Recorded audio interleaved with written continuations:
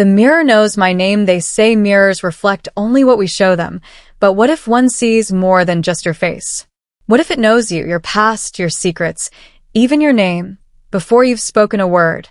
That's what happened to me one rainy afternoon when I found an old, dust-covered mirror in my grandmother's attic. It didn't look special, just tall and cracked at the edges, its frame worn down by time. But the moment I looked into it, something felt off. I didn't see just myself. I saw something behind me, someone maybe, and then, just for a second, I swear the mirror whispered my name. I thought I imagined it. Maybe it was just the wind or my mind playing tricks. But that night, strange things began to happen. My phone would turn on by itself. Lights flickered when I walked past them, and my reflection sometimes moved a beat slower than I did. I started to avoid the mirror, but it didn't matter. It started showing up in my dreams, same frame, same cracks, and always the same voice calling me, like it knew me from another life.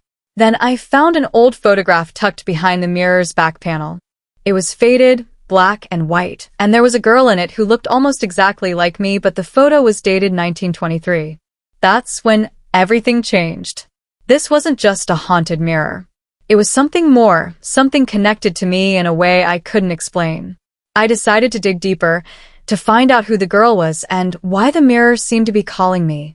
But the more I searched, the more the mirror began to change. And then, just last night, it showed me something I wasn't ready to see. What the mirror showed me wasn't a reflection. It was a memory. But not mine. I was standing in my room, staring at it like I'd done 100 times before, when the glass suddenly clouded over. Slowly, like fog lifting, I saw a room that looked similar to mine, but older, the wallpaper faded, the furniture antique. And in the center of that room stood the girl from the photo. Same eyes, same face. She looked right at me. Not through me, at me. Then she spoke, and her voice echoed in my head like a whisper through water. "Find me." I stumbled back, heart racing, but the mirror was just a mirror again. I didn't sleep that night. I couldn't stop thinking about her. Who was she? Why did she look exactly like me? And what did she mean by find me? The next morning, I went back to my grandmother's attic. I dug through boxes of old letters, journals, and photos. Most of them were dusty and unreadable, but one envelope caught my eye. It was addressed to Margaret Elwood, a name I'd never heard in my family before. Inside was a brittle letter, dated nearly 100 years ago, written in beautiful cursive. The first line stopped me cold. "To whoever finds this, the mirror is not what it seems." That was the start of a journal. Margaret's journal. And in it, she wrote about the same mirror. She described it as a gift given to her by someone she only called the stranger. She wrote about the voice in the mirror, about how it began to show her things, how it seemed to feed off memories, even change what she remembered. At first, she thought she was going mad. But the final page said something I'll never forget. It knows me. It watches. And now, it's looking for someone new. The air felt heavy after reading that. Like the room itself was listening. I wanted to believe it was just a story, just some girl's old fantasy. But deep down, I knew it wasn't. The mirror had found me for a reason. And if Margaret was right, it never stops once it starts. That night, I covered the mirror with a sheet. But just as I was falling asleep, I heard the soft sound of glass cracking and a voice, low and familiar, whispering my name again. The next few days were a blur. I couldn't stop thinking about Margaret Elwood or the strange journal entries she left behind. I kept reading them over and over, searching for answers hidden between the lines. It felt like she was speaking directly to me, like we were somehow connected beyond time. But the more I read, the more I felt like something wasn't right. She mentioned dreams that didn't feel like her own, waking up with scratches on her arms and shadows that followed her reflection but never showed up in real life. And every entry ended with the same chilling phrase, "The mirror remembers." I started to notice things in my own life shifting, too. My best friend, Ava, said I seemed distant. I hadn't told her anything about the mirror. I didn't know how to explain it without sounding completely insane. But I finally gave in and showed her the photo and the journal. She laughed at first, thought it was some elaborate prank, until I uncovered the mirror and let her stand in front of it. She stared at her reflection for a long time, then blinked and turned pale. "Did it just blink at me?" she asked. I didn't say anything. I didn't have to. That night, Ava texted me a photo. It was blurry, dark, and taken from her hallway mirror. But in the corner of the frame, barely visible, was a girl standing behind her. She swore she was alone in the house. That's when she stopped answering my calls. At the same time, I noticed another shift, my memories. Small things, like forgetting a conversation I was sure I had, or remembering something one way only to find proof it happened differently. It was subtle at first, but now it feels like parts of me are being rewritten. Like the mirror is trying to change who I am. And then came the dream. Not like the others. This one was clearer, louder. I was standing inside the mirror, watching myself from the other side. Margaret was there, too, her eyes filled with fear. She reached out, but before she could speak, the dream shattered, like glass. I woke up with a cut across my palm and a name carved into the fog on my bedroom window. Margaret. I think whatever's inside that mirror, it's not finished yet. I stopped sleeping after that night. Every time I closed my eyes, I saw Margaret, trapped, calling out, her mouth moving but no sound coming through. It was always the same place, the same cold, gray space inside the mirror. I didn't know if I was dreaming or if somehow the mirror was pulling me in little by little. The cut on my hand hadn't healed either. It stayed red and tender, like it wasn't just a wound, but a mark, something the mirror had left behind on purpose. I couldn't keep this to myself anymore. I went to my grandmother, hoping she might know something. When I showed her the photograph of Margaret, her face went pale. She looked at it for a long time without speaking, then finally whispered, "That was your great-aunt. She vanished when she was 16. No one ever found her." My stomach dropped. I hadn't even known Margaret was family, but somehow that made sense. The mirror wasn't just haunting me, it was following blood. Grandma wouldn't say much more after that. She just told me to leave it alone, to stay away from the attic, and not to look into the mirror again. But I couldn't. I felt like I owed it to Margaret, or maybe I was already too far in to walk away. The next day, Ava's mom called me. She hadn't seen her daughter in over 24 hours. I rushed to her place, heart pounding, and found her room exactly how she'd left it, except the mirror above her dresser had been shattered. Shards of glass were everywhere, but there was no sign of Ava. Her phone was still on the bed, unlocked, a message half-typed. "It's watching me." Don't, that was it. The mirror had taken her. Just like Margaret. I went back to my room and uncovered the mirror again. My reflection looked normal at first, but then it blinked once, slowly, and I didn't. That's when I noticed something behind the glass. It was like looking into another world, but darker, colder. I pressed my hand to the surface, and the glass rippled like water. I pulled back fast, heart racing, but the surface didn't settle. It kept moving, like it was breathing. Later that night, I heard footsteps in the hallway. Not outside, inside the mirror. I stood frozen as the footsteps grew louder, closer. Then came a knock. Not on the door, on the glass. Soft, deliberate. I stepped closer, and there it was, Margaret on the other side, her hand against the mirror, mouthing words I couldn't hear. Behind her, in the shadows, something else moved. Something tall, shapeless, almost human but not quite. It stayed just out of focus, watching. I tried to call out to her, but no sound came from my mouth. And then, for the first time, I heard her voice clearly. "You're the last. It needs you to open the door." I didn't know what that meant, but the mirror did.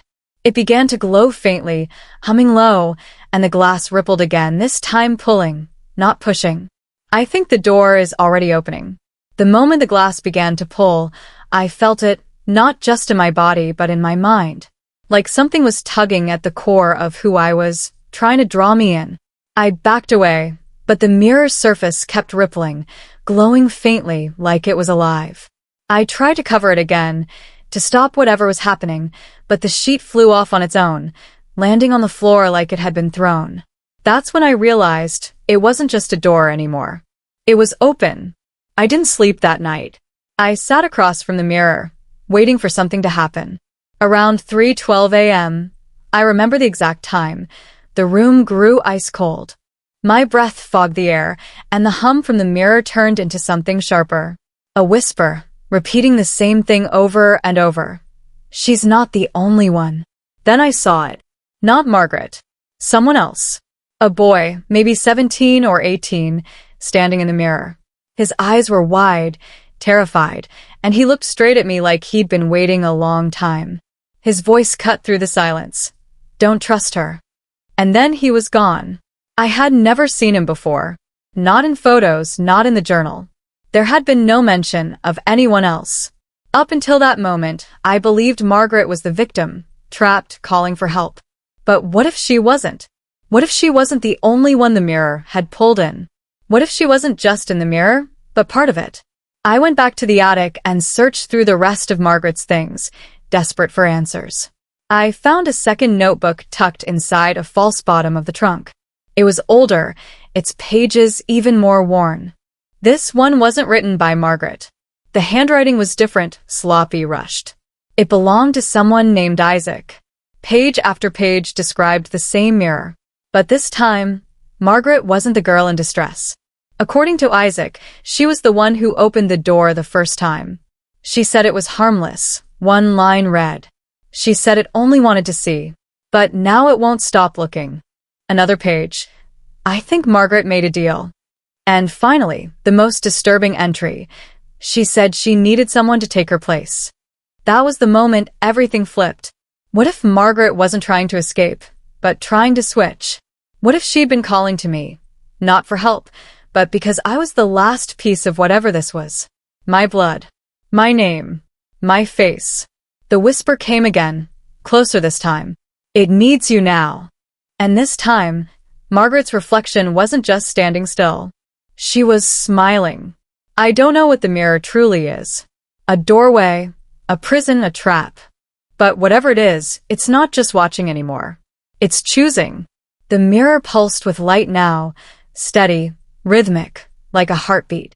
I stood in front of it, Isaac's journal in one hand, my other hovering just above the surface. Margaret's face stared back at me, her smile growing wider, less human. I finally understood. This wasn't about saving her.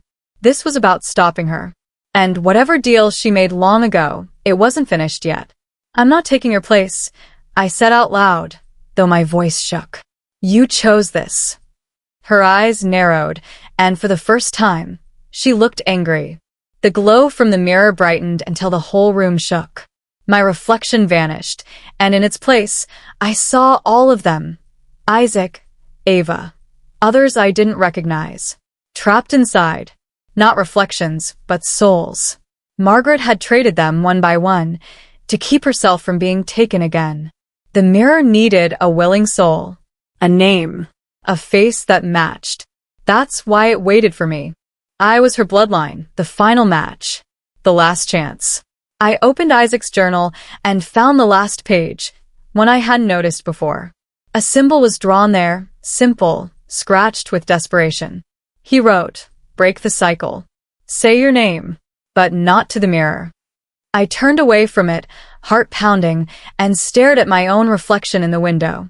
My real reflection. I whispered, "My name is not hers. I am not Margaret." The mirror behind me cracked, once, then again. Deep, jagged lines splitting through the glass. The light faded, the humming stopped, and when I turned around, it was just a mirror again. Empty. Quiet. I thought it was over. Until I picked up the old photograph from the floor. The one of Margaret. But now it wasn't just her. I was in it too, standing beside her. And I was smiling. I stared at the photograph for a long time, barely breathing. There was no denying it now. My face was there, right beside Margaret's, like it had always been. Same eyes, same clothes I was wearing just hours ago. But I had never taken that photo. I had never stood in that place. It was like time had folded in on itself, rewriting things behind my back. For days after, I avoided mirrors completely. I covered them all, even the ones in my phone and laptop. I needed to feel real again to be sure I was still me. Ava never came back. Neither did Isaac. And no matter how many times I called their names, the mirror stayed silent. I think once you're inside, that's it. You don't leave unless someone else takes your place. I burned the journals and boxed up the mirror, wrapping it in thick cloth and sealing it shut. I didn't destroy it, I couldn't. Somehow, I knew it wouldn't work. It wasn't just glass. It was something older, something that existed beyond the rules we understand. But I hid it where no one else would find it. Buried it deep, away from light, away from names. My grandmother passed a few weeks later, peacefully in her sleep. She never spoke about Margaret again.